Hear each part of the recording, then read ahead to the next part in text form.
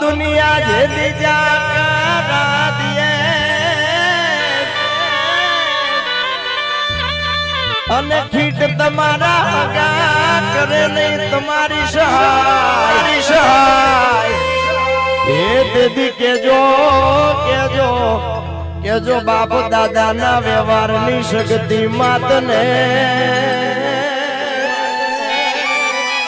એ તો કરશે ને બેડો પાર એ દેદી કહી દેજો મારી મેલડી માતને એ તો કરશે